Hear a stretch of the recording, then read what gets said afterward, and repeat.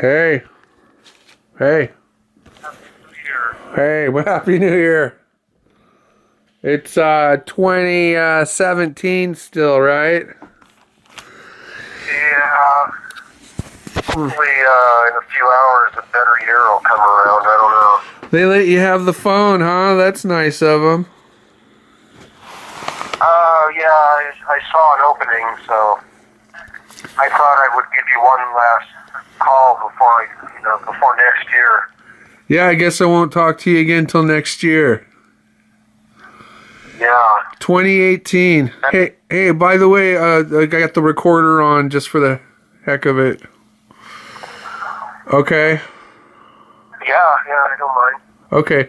Hey, what's going on, man? Everything good? Yeah, I started. Did you open the letter yet? Yeah, Or did you get the other one? Yeah, I got One them. with the Betty Boop? I got two of them here. I got two letters, and I was just about. I know I always say it. I was just about to open them. Oh. I haven't had a chance. I never have any time these days. Is the problem? Are you at home? Yeah. Yes, I am. Did you get? They give you something extra special for the New Year's Eve, or is it just another day there? It's kind of just another day, but I'm trying to do some writing. I wanted to write about my experience. I don't remember. I mean, it's been a while. I seem to think it was a week or so after it happened that I had heard about it, but it was probably just a matter of days or so. I was in such a fog back then. Yeah. And you were living? Back then? Were you living on the bridge? Were you homeless? No, that's when I worked at the restaurant. I worked at the La Iguana restaurant. I had a key to the place. I would clean the only downfall was that they weren't, as long as I did my job, they didn't seem to complain. Plus they had a lot of tap beer, and they had a margarita machine, so they couldn't really monitor it that well. So they never really said anything about a lot of the booze I was taking. So the place basically enabled me to consume a lot of alcohol, but I still did my job. In AA, they call that a functional alcoholic. But I was really feeding my addiction then. And then when I had heard about the Little Miss Emerald Queen, it just kind of fucked with my head, pardon my language, pardon my goddamn language. Yeah. And that's why I wanted to write about that. How because I started to tell you yesterday or whenever I talked to you how I tend to pretty much be I pretty much think like an atheist, but at one point I actually asked for God's help and stuff like that. That's what I want to write about. That experience. How I was. What the Christians call slain in the spirit. Have you ever heard that terminology? I think so. Being slain in the spirit. You used to say the word demented, and no, I never heard anybody say that about themselves, that you used to say that you had demented thoughts and you were demented. And then you made some of the last cassette tapes I got from you, they were getting really, like you talked about making bacon strips out of little girls. And you talked about... I'm sorry, what? Well, they had some tapes when they interviewed me on that thing and played a couple of things. I remember the part that goes, "I'm into that," or something like that. I'm a sick, yeah, I'm a sick pup, remember? I'm a sick pup. Did I say that on the tape? Yeah. Wow. Well, yeah, I was just mainly doing that for shock value. Obviously it worked. It was 96? Yeah, 96. Yeah, 1996. Yeah, so actually you called me the day before it was in the newspaper, so you called me the day after JonBenet. So it was only in the papers. It had to be a day or two. I mean, I don't think it didn't go into the papers until the next day, and then it was at least, I don't think it was that same day. I'm sure it was probably the day after it came out. I don't know. I was sitting with my friend Mike, who I'd like to tell you about. He was very interesting, a Vietnam vet. Another person I knew that drank himself to death. How old was he? Was he your age? No, he was like 11 years. He was a Vietnam veteran. He was 11 years older than me. He died back in 2012 because he used to be a caretaker, kind of a maintenance guy that lived at this apartment house. And when I first met him, and then the guy died, Frank, that owned the house, and his sister took over. And this was all this was all in Boulder, Colorado? Yeah. Did you how did you do on JonBenet's birthday? What did you do? I just spent a lot of time in communion with the spirit. I'm sorry. I don't know why I said birthday. The fire, the smoke from the fires is still getting to me. I'm trying to say, JonBenet, the anniversary of her death. The anniversary of her death, I guess, was the 26th, right? I was quiet. Luckily now I've got a room to myself, so I'm able to, I can talk to myself at times. Do you talk to her? Yeah, a little bit. What? She doesn't give me any kind of big revelation about anything that happened as much as she just kind of comforts. There's conversation that goes on that I don't hear. It's more of a feeling, if that makes any sense. Actually, it kind of does. It's weird for me because I consider myself an atheist. I don't believe in ghosts. I don't believe in a creator. I'm not saying there's not a creative force in the universe as far as the narrow-minded Christian concept or basic religious concept of a God who has this human aspect to him or her. I have a hard time buying that because if there is a creator that's capable of creating trees and plants and making them grow, I'm sure that he or she, or however you want to address this being, is far more advanced than human beings, which are, believe it or not, somewhat advanced, as stupid as they take a lot of pride in acting as. Yeah. Well, do you find it harder if you don't have like you asked me for a photo of JB? Did you have any trouble like communicating with her or feeling those feelings? I mean, as far as when you used to get into a motel room and you would have the. It's hard for me to. A ceremony, and you made altars and stuff. Do you still do altars and stuff, or? Yeah, well, I don't do a lot of them here, but that's something I intend on doing for the rest of my days here on this planet.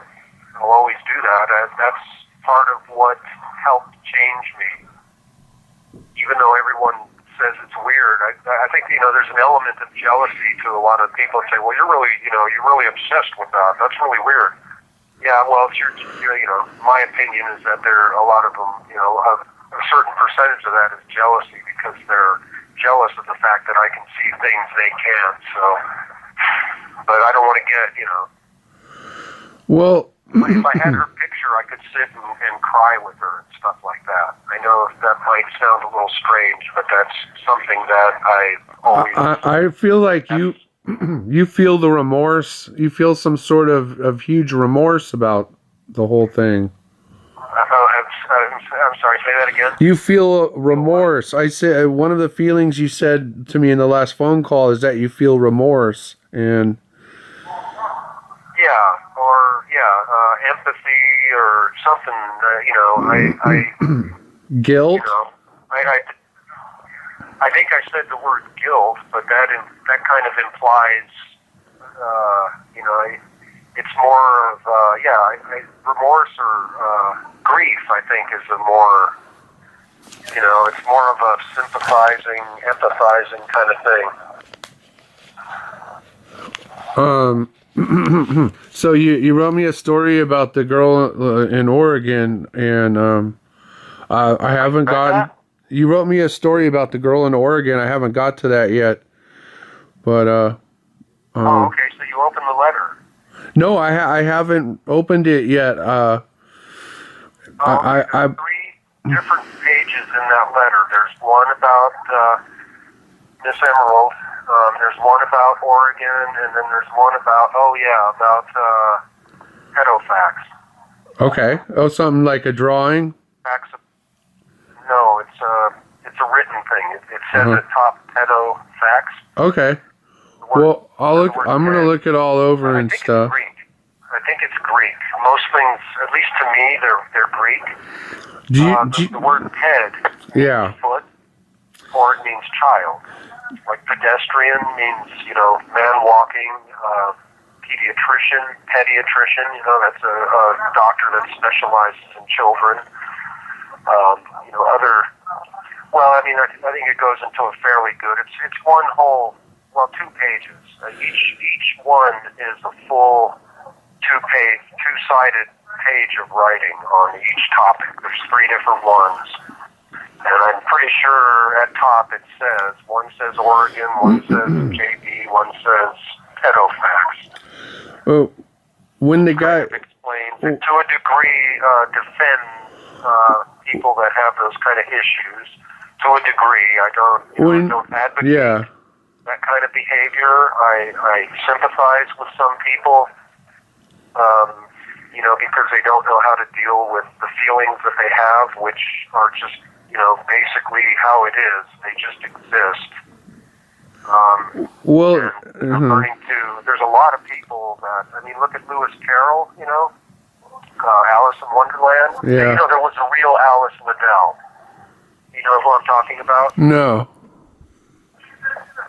Huh? No. Alice Liddell was the one who inspired. She had brown hair. She wasn't blonde hair like the cartoon of Alice in Wonderland, but she was a big inspiration to the author who had all kinds of fantasies. There's probably a good chance that he did take some kind of psychedelics and had some, not necessarily, the word fantasy, people automatically think of sexual fantasy, fantasize. He had kind of an obsession, if you will, not that that's even really a bad thing, with the girl. She was very inspiring to him, and he wrote Alice in Wonderland. And it was a really young girl. Was it like a 6-year-old girl? I think she was more like 12 or so. There's photos. There's actual photos of her, old black and white photos. Yeah. If you Google Alice Liddell, that's who inspired Alice in Wonderland. And I think Lewis Carroll or whoever wrote that, he was just so infatuated with her. Which obviously he never got in any trouble. And so, and you're saying that because you're infatuated with the Emerald Child, Miss JB, that what's so weird about that or something, right? That's what you're implying? Well, you see, it's what happened to her that basically hits me like a 2x4 in realizing how sick the world is and how sick I am and how sick I have been, and I'm glad to say I have prevented it going any further than it has. I think I could have really caused some harm. Yeah. If I were allowed to continue the way I was. And then what happened to her just wakes me up. She's become like a savior, if you will. She represents, and I'm under the belief that because of my remorse concerning the matter, that she, comforts me because of it. And that makes sense. I'd like to do that. And you were so fascinated, and you had you used to carry photos of her with you, right? You had a secrets box with photos of her in it. I would carry portable shrines with me that folded out, and then I would have other stuff to go with it, candles and whatnot, You know, it wasn't your average run-of-the-mill thing for people to have in their backpack when they got stopped by police, so they made a big deal about that. Was it when you had when you had those kind of fantasies and you set up the altars and stuff, you're saying that they weren't necessarily sexual fantasies? What, there was some form of like sexualness? No, was it? Were you? That it's what happened to her that helped to rid me of those kind of things. By dwelling on her, any of those kind of thoughts, they're like the guy on Clockwork Orange. You know, when he would be exposed to violence, he would get sick to his stomach. That's how I get when I have those kind of thoughts. Wow. I've done that to myself. I've made myself that way because I believe that something real bad would have happened. You're saying that there was things that bad that happened, but nothing super bad, nothing. I'm sorry, say that again. There are things that what happened? I'm kind of losing my voice from the fires that we've had the last month, burning crazy, the largest fire in California's history. I'm trying to say that where were we? I claim JB as my savior. The way a Christian claims Jesus as their savior, who has redeemed them from all of their evil ways. So, how many kids do you think you might have made cross contact with or whatever over the years? I'm glad to say it was just the one.